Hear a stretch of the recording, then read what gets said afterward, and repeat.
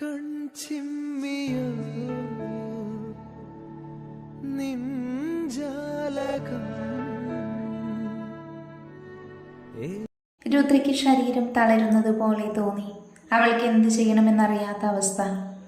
അവൾക്ക് അവൾ തടത്തിലൂടെ ഒലിച്ചിറങ്ങുന്ന കണ്ണുനീർ തുടച്ചുകൊണ്ട് ആരും കാണാതെ പുറത്തേക്ക് പാഞ്ഞു.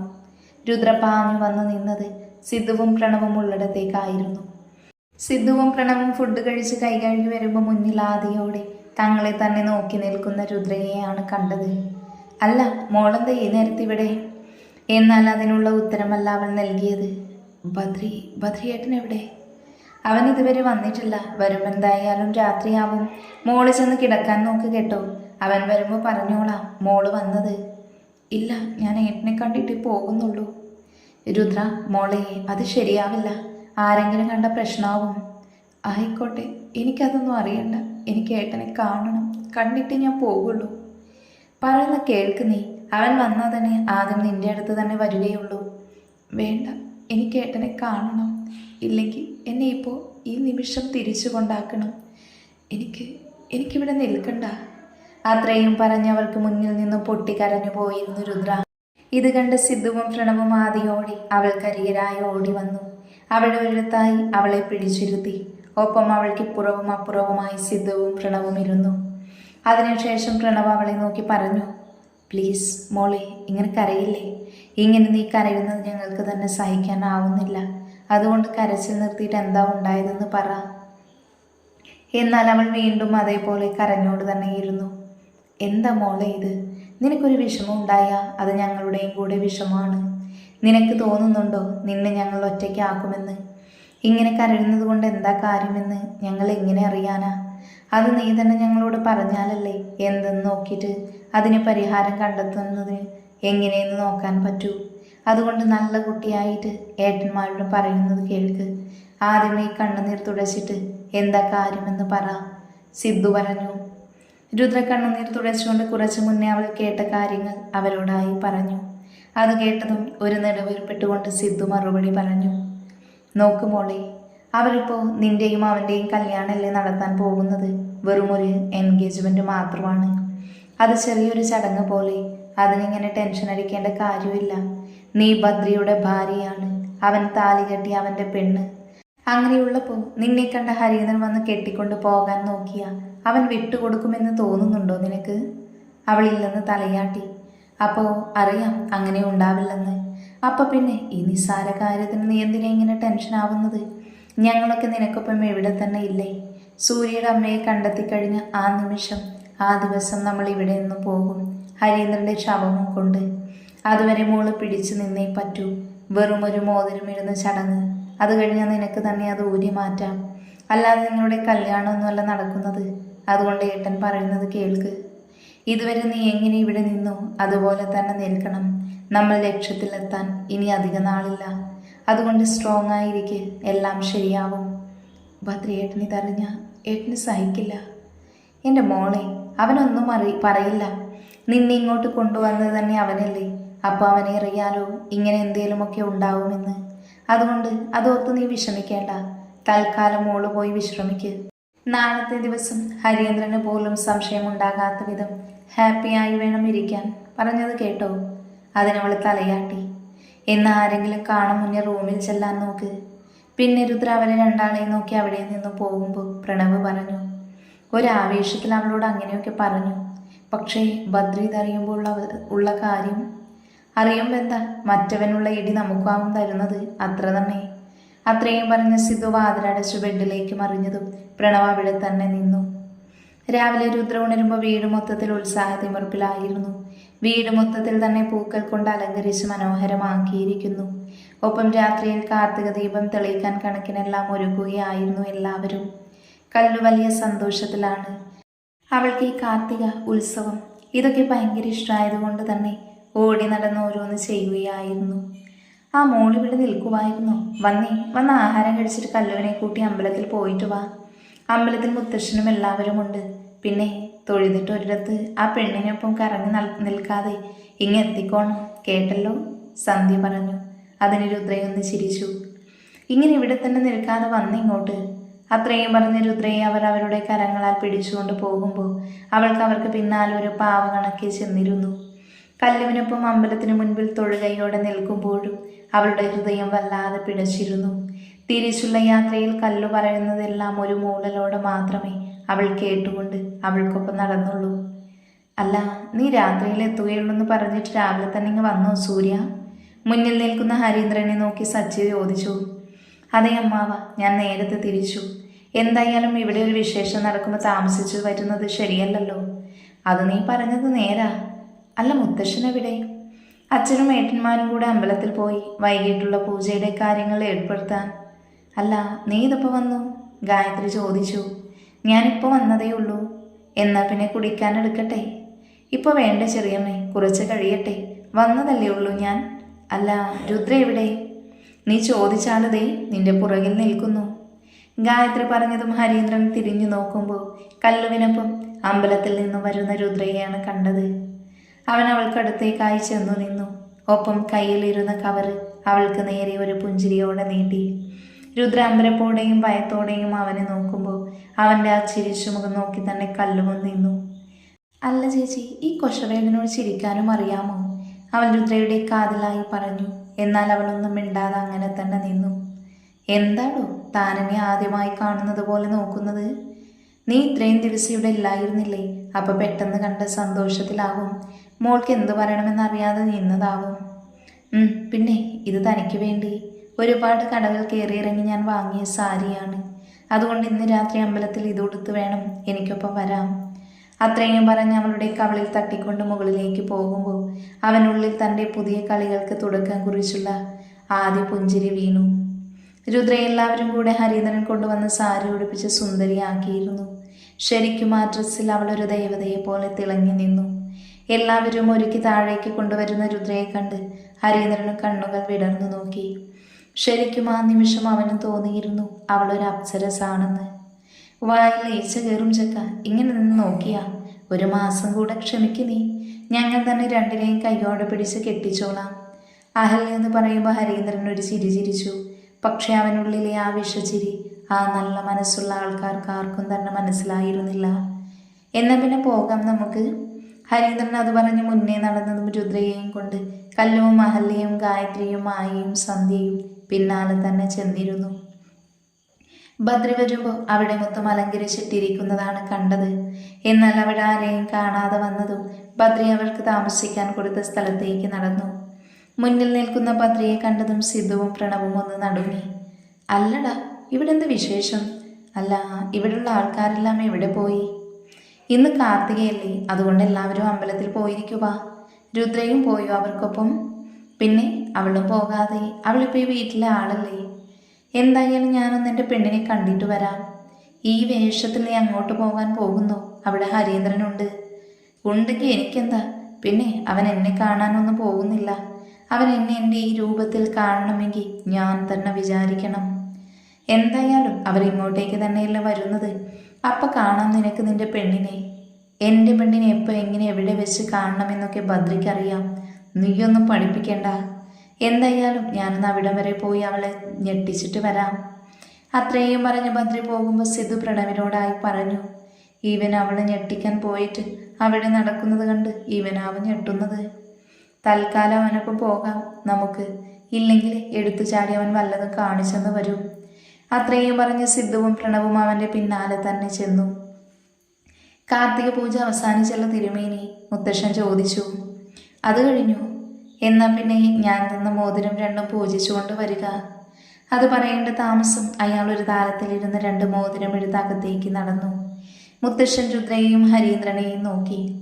മോനെ സൂര്യ, ഇന്ന് നിന്റെയും രുദ്രമോളുടെയും എൻഗേജ്മെന്റ് നടത്താൻ പോകുക. അതും ഇവിടെ തിരുനടയിൽ വെച്ച്. നിനക്കെന്തെങ്കിലും ഇഷ്ടക്കേടുണ്ടോ? മുത്തശ്ശൻ നിങ്ങളോട് പറയാതെ തീരുമാനമെടുത്തതിൽ എന്ത് ഇഷ്ടക്കേട് തോന്നൽ? എന്നായാലും നടക്കേണ്ടതല്ലേ ഇത്. മുത്തശ്ശൻ എന്തു തീരുമാനിക്കുന്നു അതിനൊപ്പം തന്നെ ഞങ്ങളുണ്ടാകും. പോരെ? അത് മതി. രുദ്രമോളൊന്നും പറഞ്ഞില്ല. മോൾക്ക് പെട്ടെന്നായിപ്പോയെന്ന് തോന്നുന്നുണ്ടോ? അവളില്ലെന്ന് തലയാട്ടി. അപ്പോഴും അവളുടെ ഹൃദയം പിടയ്ക്കുന്നുണ്ടായിരുന്നു. എന്നാൽ പിന്നെ ആ ചടങ്ങ് നടത്തിയേക്കാമല്ലേ? മുത്തശ്ശൻ പറഞ്ഞതും പൂജാരെ പൂജിച്ച മോതിരവുമായി എത്തിയിരുന്നു. മുത്തശ്ശൻ ഹരീന്ദ്രന്റെയും രുദ്രയുടെയും കരങ്ങളിൽ മോതിരം വെച്ചു. ഒപ്പം അത് പരസ്പര വിരലുകളിലാണ് ഞാൻ പറഞ്ഞതും. ഒരു പുഞ്ചിരിയോടെ ഹരീന്ദ്രൻ രുദ്രയുടെ കരങ്ങളിൽ മോതിരം അണിഞ്ഞിരുന്നു. എന്നാൽ ഹരീന്ദ്രൻ മോതിരം അണിഞ്ഞിട്ടും മടിച്ചു നിൽക്കുന്ന രുദ്രയെ നോക്കി എല്ലാവരും പറഞ്ഞു, മോളെ, മുഹൂർത്തം കഴിയും മുൻപ് ഇട്ടുകൊടുക്ക് വേഗം. അവൾ വിറയാർന്ന കരങ്ങളോടെ ആ മോതിരം അവൻ്റെ കരങ്ങളിൽ ഇട്ടുകൊടുത്തു. ഒന്ന് ചിരിക്കണ്ട ചേച്ചി, ഇങ്ങനെ ബലം പിടിച്ച് നിൽക്കാതെ. കല്ലൂത് പറഞ്ഞതും ബാക്കിയുള്ളവരും അത് ഏറ്റെടുത്ത് പറഞ്ഞു. രുദ്ര ഉള്ളിൽ നേറിക്കൊണ്ട് പുറമേ നിന്ന് ചിരിച്ചു. എന്നാൽ ഇതെല്ലാം അല്പദൂരം മാറി നിന്ന് കണ്ട ഭദ്രയുടെ കണ്ണുകളിൽ അഗ്നി പടർന്നു. ഒപ്പം അവൻ്റെ ഹൃദയം പിടയുന്നുണ്ടായിരുന്നു. ഭദ്രയ്ക്ക് ആ കാഴ്ച സഹിക്കുന്നതിനും അപ്പുറമായിരുന്നു. കാരണം ഹരീന്ദ്രന്റെ മോതിരത്തോടൊപ്പം അവൻ അവളെ അവനിലേക്ക് ചേർത്ത് പിടിച്ചു നിർത്തിയിരുന്നു. രുദ്ര എതിർക്കാതെ ഒരു ചിരിയോടെ നിൽക്കുന്നതുകൂടെ കണ്ടതും ഭദ്രയുടെ സർവ്വനിയന്ത്രണവും പോയിരുന്നു. അവൻ പാഞ്ഞവർക്കടുത്തേക്ക് ചെല്ലാൻ നിന്നതും പ്രണവും സിദ്ധുവും ഓടി വന്ന് അവൻ്റെ ഇരു സൈഡിൽ നിന്നുമാൻ പിടിച്ചു വെച്ചു. വിടട എന്നെ, എൻ്റെ പെണ്ണിനെ തൊട്ട പൊന്ന മോനെ കൊല്ലു ഞാൻ. ബദ്രി, വേണ്ട, നീ വന്നേ. ഇപ്പം ഈ ദേഷ്യം അത് നല്ലതല്ല. അത് അവളെയും നിന്നെയും മറ്റൊരു രീതിയിൽ ബാധിച്ചെന്ന് വരും. എന്ത് തേങ്ങയായാലും എനിക്ക് പ്രശ്നമില്ല. അവൾ എൻ്റെയോ? അവളെ മറ്റൊരുത്തൻ അവൻ്റേതാക്കാൻ നോക്കുന്നത് സഹിക്കില്ല എനിക്ക്. അത് കണ്ടു നിൽക്കാൻ മാത്രം ഭദ്ര വെറും ത്യാഗിയല്ല. നീ എന്തൊക്കെ പറഞ്ഞാലും ഇപ്പം നിന്നെ വിടുന്ന പ്രശ്നവുമില്ല. അത് പറഞ്ഞ പ്രണവും സിദ്ധുവും അവനെ ബലമായി തന്നെ പിടിച്ചുകൊണ്ട് പോരുമ്പോൾ ഭദ്ര നന്നായി തന്നെ കുതറുന്നുണ്ടായിരുന്നു. എന്നാൽ രുദ്ര ഹരീന്ദ്രന്റെ പിടിയിൽ നിന്നും വേഗം തന്നെ കുതറി മാറിക്കൊണ്ട് കല്ലുവിൻ്റെ അടുത്തായി ചെന്ന് നിൽക്കുമ്പോൾ കല്ലു രുദ്രയെ തന്നെ ഒന്ന് നോക്കി. എങ്ങനെയൊക്കെ ഭദ്ര അവിടെ നിന്ന് പിടിച്ചു വലിച്ച് റൂമിൽ കൊണ്ടുവന്ന് ഇടുന്നതിനോടൊപ്പം മുന്നിലെ ഡോർ അകത്തു നിന്നും സിദ്ധു പൂട്ടിയിരുന്നു. ഒപ്പം ഭദ്രയെ നോക്കി പറഞ്ഞു, അവൾ ഇപ്പോഴും നിന്റെ മാത്രം ഭാര്യയാണ്. അത് ഇപ്പോഴെന്നല്ല, എപ്പോഴും അങ്ങനെ തന്നെ ആയിരിക്കും. വെറും ഒരു മോതിരമിട്ടെന്ന് കരുതി ഒരിക്കലും അവളെ അവനെ സ്വന്തമാക്കാൻ പോയിട്ട് തൊടാൻ പോലും കഴിയില്ല. അതിന് നീ ഒരിക്കലും സമ്മതിക്കില്ലെന്ന് ഞങ്ങൾക്കറിയാം. എന്നിട്ട് ആ നീ തന്നെ വെറുതെ നിസാര കാര്യത്തിന് എടുത്തു ചാടി പ്രശ്നം ഉണ്ടാക്കാൻ പോയാൽ ഇത്രയൊക്കെ നമ്മൾ ചെയ്തതെല്ലാം തന്നെ വെറുതെ ആവില്ലേ? പ്രണവ് അവനെ നോക്കി പറഞ്ഞു. നീ എന്താ പറഞ്ഞത്? നിസാര പ്രശ്നമെന്നോ? നിനക്കൊക്കെ നിസ്സാരമായിരിക്കും, പക്ഷേ എനിക്ക് അങ്ങനെയല്ല. എനിക്ക് അവളെൻ്റെ ജീവനാ. അങ്ങനെയുള്ളവൾ മറ്റൊരുത്തൻ നോക്കുന്നത് പോയിട്ട് തൊടുന്നത് പോലും സഹിക്കില്ല എനിക്ക്. ആണോ? അങ്ങനെ സഹിച്ചില്ലെങ്കിൽ പിന്നെ എന്തുണ്ടാക്കാനാ നീ അവളെ ഇങ്ങോട്ടേക്ക് കൊണ്ടുവന്നത്? അതും അവളുടെ ഇഷ്ടമില്ലാഞ്ഞിട്ട് കൂടി. അവൾ ഇങ്ങോട്ട് അയക്കുമ്പോൾ ഓർത്തില്ലേ മോൻ, ഇതുപോലെ പലതും ഉണ്ടായെന്ന് വരുമെന്ന്? സിദ്ധു പറഞ്ഞു. ഞാൻ കൊണ്ടുവന്നില്ലെങ്കിലും അവൻ അവളെ ഇങ്ങോട്ടേക്ക് കൊണ്ടുവരില്ലായിരുന്നു. മാത്രവുമല്ല, എല്ലാവർക്കും അറിയാവുന്നതല്ലേ? എല്ലാവർക്കും അറിയാമെങ്കിൽ ഇതും നീ മനസ്സിലാക്കണം ഭദ്രേ. അവൾ നിന്റെയാ, നിന്റെ മാത്രം. ഇപ്പം നടക്കുന്നതും നടന്നുകൊണ്ടിരിക്കുന്നതും വെറും നാടകം മാത്രം. അതും നമ്മൾ വന്ന ലക്ഷ്യം പൂർത്തിയാക്കാനുള്ള വെറും നാടകം. ഇനി അഥവാ നിനക്ക് നിന്റെ പെണ്ണിനെ അവൻ മോതിരമിട്ടത് സഹിച്ചില്ല, വലിയ സംഭവമായി നിനക്ക് തോന്നുന്നുണ്ടെങ്കിൽ എല്ലാം ദേ ഇവിടെ വെച്ച് ഈ നിമിഷം നിർത്താം. അവളെയും കൂട്ടി ഇന്ന് പുലരു മുന്നേ പോകാം. എന്നിട്ട് ഹരീന്ദ്രന് മുന്നിൽ ഭദ്രയും കൂട്ടരും തോറ്റു തന്നിരിക്കുന്നു, ഇനി നീ ഞങ്ങളെ കൊന്നോ എന്ന് അടിയറവും പറയാം. അത്രയും പറഞ്ഞ് സിദ്ധു അവിടെ നിന്ന് പോകുമ്പോൾ പ്രണവും അവന് പിന്നാലെ തന്നെ വന്നു. ഡാ, ഒന്ന് നിന്നേ. നീ ഇപ്പം എന്തൊക്കെയാ വിളിച്ചു പറഞ്ഞത്? എല്ലാം ഇതുവരെ എത്തിച്ചിട്ട് എല്ലാം നിർത്തി പോകാമെന്നോ? പിന്നെ ഞാൻ എന്താടാ പ്രണവെ പറയേണ്ടത്? ഈ നേരത്തെ ഇങ്ങനെ പറഞ്ഞാലേ കാര്യമുള്ളൂ. ഇല്ലെങ്കിൽ അവൻ്റെ സ്വഭാവം അറിയാലോ, എടുത്തു ചാടി എന്തേലും ചെയ്തെന്ന് വരും. ഇതാവുമ്പോൾ അവൻ സ്വയം ഒന്ന് ആലോചിച്ച് അപ്പോൾ അവന് തന്നെ മനസ്സിലാവും അവൻ്റെ എടുത്തുചാട്ടം ഒന്നിനും ഒരു പരിഹാരമല്ലെന്ന്. അതേതായാലും നന്നായി അളിയ. എന്തായാലും ഇനി അവൻ തന്നെ ചിന്തിച്ചൊരു തീരുമാനത്തിലെത്തിക്കോളും. നമ്മളായി ഒന്നും പറയാൻ പോകേണ്ടതില്ല. എന്നാൽ ഈ നിമിഷം ഭദ്ര സിദ്ധു പറഞ്ഞതോർത്ത് അവിടെ തന്നെ നിന്നിരുന്നു. എന്നാൽ അപ്പോഴും അവൻ്റെ കണ്ണുകളിൽ തെളിഞ്ഞു നിന്നത് രുദ്രയുടെ കരങ്ങളിൽ മോതിരം അണിയുന്ന ഹരീന്ദ്രൻ്റെയും തിരിച്ചവൻ്റെ കരങ്ങളിൽ മോതിരം അണിഞ്ഞ് പുഞ്ചിരിയോടെ നിൽക്കുന്ന രുദ്രയുടെയും മുഖമാത്രമായിരുന്നു. രുദ്ര തിരിച്ചു വീട്ടിലേക്ക് എല്ലാവർക്കും ഒപ്പം എത്തിയെങ്കിലും മൗനമായിരുന്നു അവൾ. വീട്ടിൽ ദീപം തെളിയിക്കാൻ അവർക്കൊപ്പം അവളെയും കൂട്ടിയിരുന്നു. ദീപത്തിൻ്റെയും പൂക്കളുടെയും ശോഭയിൽ ആ വീടിൻ്റെ മുക്കുമൂളയും കത്തിജ്വലിച്ച് തിളങ്ങാൻ തുടങ്ങി. രുദ്രമെല്ലെ അവിടെ നിന്ന് മുകളിലെ റൂമിലേക്ക് വരുമ്പോൾ അവിടെ ഭദ്രയുടെ സാന്നിധ്യം അവളിൽ ഉണർത്തി. അവൾ ബാൽക്കണിയുടെ അവിടേക്ക് ഓടിയെത്തുമ്പോൾ കണ്ടു പുറത്തേക്ക് തിരിഞ്ഞു നിൽക്കുന്ന ഭദ്രയെ. അവൾ ഒരു കരച്ചിലോടെ അവൻ്റെ പിന്നിലൂടെ ചെന്ന് ഇറുക്കെ കെട്ടിപ്പിടിച്ചു.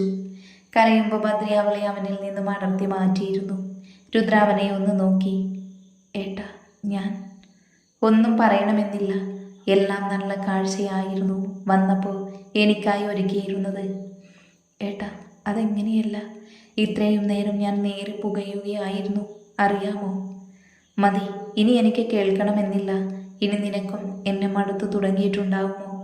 അല്ല, പറയാനാവില്ല. ആൾക്കാർക്ക് എപ്പോഴാണ് മാറ്റമുണ്ടാകുന്നതെന്ന് അറിയാൻ പറ്റില്ലല്ലോ. മതി, ഇനി അങ്ങനെ വല്ലതും പറഞ്ഞാൽ പിന്നെ ഈ രുദ്ര ഉണ്ടാവില്ല. ഈ രുദ്രയ്ക്ക് ഒരു പ്രണയമേ ഉള്ളൂ. അതാണ് ഈ നിൽക്കുന്നത്. എൻ്റെ ബദ്രിയേട്ടൻ, എൻ്റെ പ്രാണൻ, എൻ്റെ ജീവശ്വാസം.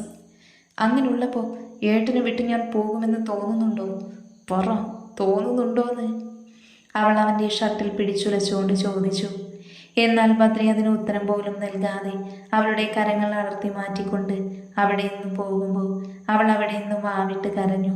അവൾക്ക് എന്ത് ചെയ്യണമെന്നറിയാത്ത അവസ്ഥ.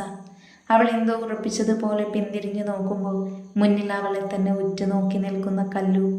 പെട്ടെന്ന് കല്ലുവിനെ കണ്ടതും രുദ്ര സ്തംഭിച്ചു നിന്നുപോയി അവിടെ തന്നെ. രുദ്ര അവൾ കാണാതിരിക്കാൻ കണ്ണുനീർ തുടച്ചൊന്ന് പുഞ്ചിരിച്ച് മുന്നിലേക്ക് നടന്നു പോകാൻ നിന്നതും കല്ലു അവളെ വിളിച്ചു. ചേച്ചിയൊന്ന് നിന്നേ. രുദ്ര അവളെ ഒന്ന് നോക്കി. ആരാത്? ആര്? രുദ്ര പദ്രശയോട് ചോദിച്ചു. ഇപ്പോൾ ഇവിടെ നിന്നും പോയില്ലേ ആ ആള്? നീ ഇതെന്തൊക്കെയാ കല്ലു പറയുന്നത്? ഇവിടെ ആര് വന്നെന്നാ? ചേച്ചി കള്ളം പറയണ്ട, ഞാനെല്ലാം കേട്ടു. നിങ്ങൾ രണ്ടുപേരും സംസാരിച്ചതെല്ലാം. പറ ചേച്ചി, ആരായാൽ? ചേച്ചിക്ക് അയാളെയാണ് ഇഷ്ടമെങ്കിൽ പിന്നെ എന്തിനാ സൂര്യേട്ടനുമായുള്ള കല്യാണത്തിന് സമ്മതിച്ചത്? പറ, എനിക്കറിയണം. കല്ലു മോളെ, അത് ചേച്ചി കള്ളം പറഞ്ഞൊഴിഞ്ഞു മാറാമെന്ന് നോക്കണ്ട. എങ്കിൽ ഞാൻ ഇവിടെയുള്ള എല്ലാവരെയും വിളിച്ചു വരുത്തി ഇതെല്ലാം പറയും. അത് വേണ്ടെങ്കിൽ സത്യം എന്തായാലും ചേച്ചി എന്നോട് പറഞ്ഞേ പറ്റൂ. അറിയാതെ ഞാനിവിടെ നിന്ന് പോവില്ല. പിന്നെ രുദ്രയ്ക്ക് അവളോടൊന്നും മറച്ചു വയ്ക്കാനായില്ല. അവളെല്ലാം കല്ലുവിനോട് തുറന്നു പറഞ്ഞു. എല്ലാം കേട്ട് കഴിഞ്ഞതും അവൾ നിലത്തേക്ക് ഉതിർന്നു വീണു. നിലത്തായിരുന്നു. മോളെ കല്ലു, എല്ലാം പറയാനിരുന്നതാ. ബട്ട് സൂര്യേട്ടൻ അമ്മയെ കൂടി കണ്ടെത്താതെ ഇത് പറഞ്ഞ ഇവിടെ ആരും വിശ്വസിക്കില്ല. കാരണം അത്രമേൽ ഇവിടെ ഉള്ളവരിൽ ഹരീന്ദ്രൻ എന്ന ക്രിമിനൽ വേരൂന്നി കഴിഞ്ഞിരിക്കുന്നു. ചേച്ചിക്ക് എന്നോടെങ്കിലും പറയാമായിരുന്നില്ലേ? ചേച്ചി എന്ന് വിളിച്ച് എപ്പോഴും പിന്നാലെ നടക്കുന്നതല്ലേ ഞാൻ. എനിക്ക് ചേച്ചീനെ അത്രയ്ക്ക് ഇഷ്ടമായോണ്ടല്ലേ അങ്ങനെ വരുന്നത്. എന്നിട്ടും അത്രയും പറഞ്ഞ ശേഷം കല്ലു വീണ്ടും പറഞ്ഞു. അയാളെ കണ്ടപ്പോഴേ എനിക്ക് സംശയം തോന്നിയതാ. ഞാൻ കാണാൻ ആഗ്രഹിച്ച എൻ്റെ സൂര്യേട്ടൻ ഇങ്ങനത്തെ ഒരാളായിരുന്നില്ല. ചേച്ചി പറഞ്ഞത് ശരിയാ. ഇന്ന് ഈ വീട്ടിൽ എന്നെക്കാളേറെ എല്ലാവരും അയാളെ സ്നേഹിക്കുന്നു, വിശ്വസിക്കുന്നു. അതുകൊണ്ട് തന്നെ തെളിവില്ലാതെ പറഞ്ഞാൽ തന്നെ ആരും വിശ്വസിക്കണമെന്നില്ല. മുത്തശ്ശൻ ഒരുപാട് സന്തോഷത്തിലാണ്. അതാണ് തൻ്റെ പേരക്കുട്ടിയെന്ന് ഓർത്ത്. വലിയമ്മ സ്നേഹിച്ച ആൾക്കൊപ്പം ഈ വീട് വിട്ടു പോയപ്പോൾ അന്നൊരുപാട് മുത്തശ്ശൻ എതിർത്തിരുന്നു. ഇനി ഈ പടി ചവിട്ടരുത് എന്നും അങ്ങനെ ഒരു മകൾ ഞങ്ങൾക്കില്ലെന്നും. എന്നാൽ പിന്നെ മുത്തശ്ശൻ്റെ അവസ്ഥ വലിയ പ്രശ്നമായിരുന്നു. പോകെ മുത്തശ്ശൻ ആരോടും ഉള്ളിലെ വിഷമം അറിയിക്കാതിരിക്കാൻ നേറി തുടങ്ങി. എന്നെങ്കിലും വലിയമ്മ തിരിച്ചു വരുമെന്ന് പ്രതീക്ഷിച്ചു. എന്നാൽ അതുണ്ടായില്ല. ഞാൻ ജനിക്കുന്ന സമയത്തും എല്ലാവരും ഒരുപാട് പ്രതീക്ഷിച്ചു. നിരാശയായിരുന്നു ഫലം. എന്നാൽ വർഷങ്ങൾക്കിപ്പുറം തൻ്റെ പേരക്കുട്ടി തിരിച്ചു വന്ന സന്തോഷം അത് മുത്തശ്ശനിൽ വീണ്ടും ഉണർവേകി. ഇനിയൊരിക്കലും ഇവിടെ ആരെയും വിട്ടു പോകില്ലെന്ന് കൂടി പറഞ്ഞതും എങ്കിലും വലിയമ്മ തന്നെ വന്ന് കാണാത്തതിൽ ഇപ്പോഴും സങ്കടമുണ്ട്. അതുകൊണ്ട് തന്നെ വലിയമ്മ വേണം ഇവിടെ. എങ്കിലേ വിശ്വാസമാവൂ ഇത് സൂര്യേട്ടനല്ല, ഞങ്ങളുടെ കുടുംബം തകർക്കാൻ വന്ന ദുഷ്ടനാണെന്ന്. എല്ലാം ശരിയാവും. ഏട്ടന് ചേച്ചിയോട് പിണങ്ങിപ്പോയതല്ലേ? ചേച്ചി സങ്കടപ്പെടേണ്ട. ചേട്ടൻ വരും. ചേച്ചിയുടെ അടുത്ത് തന്നെ. കാണണോ? എങ്ങനെ? അതൊക്കെയുണ്ട്. പക്ഷെ ഏട്ടൻ വരുമ്പോൾ അല്പം ബലം പിടിച്ച് നിന്നോണം കേട്ടോ. അതിനവളൊന്ന് ചിരിച്ചു. ദേ, ഇപ്പോഴാണ് എൻ്റെ ചേച്ചിക്കുട്ടി ആയത്. ഇതുപോലെ എപ്പോഴും ചിരിച്ച മുഖത്തോടെ തന്നെ നിൽക്കണം കേട്ടോ. കല്ലു ആർക്കും സംശയം തോന്നാതിരിക്കാൻ കയ്യിൽ കുറേ പലഹാരങ്ങളുമായി നേരെ ബദ്രിയുള്ളിടത്തേക്ക് വന്നു. ഈ സമയം മുത്തശ്ശനൊപ്പമായിരുന്ന ഹരീന്ദ്രൻ അതുകൊണ്ട് തന്നെ അവൻ എപ്പോഴെങ്ങും അകത്തുനിന്ന് പുറത്തേക്ക് വരില്ലെന്ന് അവൾക്കറിയാമായിരുന്നു. കല്ലുവിനെ പെട്ടെന്ന് അവിടെ കണ്ടതും സിദ്ധു അവളോടായി ചോദിച്ചു. അല്ല കുട്ടി എന്താ ഇവിടെ? ഇത് കൊള്ളാം, എൻ്റെ വീട്ടിൽ എനിക്ക് എവിടെയും പൊയ്ക്കൂടാന്നുണ്ടോ? അവളുടെ വർത്തമാനം കേട്ട് പല്ലു കടിച്ചുകൊണ്ട് അവൻ പറഞ്ഞു. കുട്ടിക്ക് ഇഷ്ടമുള്ളിടത്ത് പോകാം, പോരെ? എന്ന വഴിന്ന് മാറിക്കേ, എനിക്ക് ഭദ്രചേട്ടനെ ഒന്ന് കാണണം. ആരെ കാണണമെന്ന് സിദ്ധു ഞെട്ടലോടെ ചോദിച്ചു. ചെവി കേട്ടൂടെ, ഭദ്രയേട്ടനെ. ഭദ്രിയോ? അതാരാ? കുട്ടിക്ക് ആള് മാറി, അങ്ങനെ ഒരാൾ ഇവിടെ ഇല്ലല്ലോ. അധികം കിടന്ന് ഉരുളുണ്ട സിദ്ധുവേട്ട, രുദ്രചേച്ചി എന്നോടെല്ലാം പറഞ്ഞു. അത് കേട്ടതും സിദ്ധുവിന് എന്തു പറയണമെന്നറിയാതെ അവളെ നോക്കി. ഏട്ടൻ പേടിക്കണ്ട, ഞാൻ ആരോടും ഈ കാര്യം പറയില്ല. എന്തിനും ഇന്നു മുതൽ ഞാനും ഉണ്ടാവും. തൽക്കാലം എനിക്ക് ഭദ്രയേട്ടനൊന്ന് കാണിച്ചു തരുമോ? അവൻ അകത്തുണ്ടു, മോളി ചെല്ല്. അവൻ ചിരിയോടെ പറയുമ്പോൾ അവളും അവന് തിരികെ ഒരു ചിരി സമ്മാനിച്ചിരുന്നു. ഭദ്രയേട്ടാ. ആ വിളിയിൽ അവൻ തിരിഞ്ഞു നോക്കുമ്പോൾ മുന്നിൽ നിൽക്കുന്ന കല്ലുവിനെയാണ് കണ്ടത്. എന്നാൽ അവൻ തിരിഞ്ഞു നിന്നതും ഓടിച്ചെന്ന് ഭദ്രയുടെ കാൽക്കൽ വീണു. കരയാൻ തുടങ്ങി. അത് കണ്ട് ഭദ്രയും അങ്ങോട്ടേക്ക് വന്ന പ്രണവും അത് കണ്ട് സ്തംഭിച്ചു നിന്നുപോയി. ഭദ്ര അവളെ പിടിച്ചെഴുന്നേൽപ്പിച്ച് അവന് അഭിമുഖമായി നിർത്തി. ചേച്ചി എന്നോടെല്ലാം പറഞ്ഞു. ഏട്ടനും ചേച്ചിയും തമ്മിലുള്ള വിവാഹം മുതൽ ഇവിടെ വന്ന് നിൽക്കുന്നവരെയുള്ള കാര്യങ്ങൾ. എൻ്റെ വലിയമ്മയും ഏട്ടനും പാവമാ. ഇന്നുവരെ ഞാൻ അവരാരെയും നേരിട്ട് കണ്ടിട്ട് പോലുമില്ല. വലിയമ്മയുടെ ഫോട്ടോ മാത്രമേ കണ്ടിട്ടുള്ളൂ. ഇത്രയും നാളായ ആളാണ് ഞങ്ങളുടെ സൂര്യേട്ടനെന്ന് പറഞ്ഞ് എല്ലാവരെയും പറ്റിക്കുകയായിരുന്നു. ഇത് സൂര്യനല്ല, ഹരീന്ദ്രൻ എന്നറിയുമ്പോൾ എല്ലാവരും ഒരുപോലെ തകരുമെന്ന് എനിക്കറിയാം. എന്നാൽ ഞങ്ങൾക്ക് ഞങ്ങളുടെ സൂര്യേട്ടനെയും വലിയമ്മയെയും തിരിച്ചു വേണം. അവരെ തിരിച്ചു തരാൻ ഏട്ടന് കഴിയുമെന്നും അറിയാം. സൂര്യേട്ടനെ കണ്ടെത്തിയ പോലെ വലിയമ്മയെയും ഏട്ടൻ കണ്ടെത്തിക്കൊണ്ട് മുത്തശ്ശൻ്റെ മുന്നിൽ നിർത്തിയ അന്നത്തോടെ തീരും അയാളുടെ കള്ളക്കളി.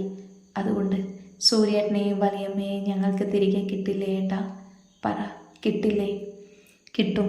അവരെ രണ്ടാളെയും നിങ്ങളുടെ മുന്നിൽ നിർത്തിയിട്ടേ ഹരീന്ദ്രനുമായി ഞാൻ ഇവിടെ നിന്നും പോവുകയുള്ളൂ. അതിനവളൊന്ന് ചിരിച്ചു.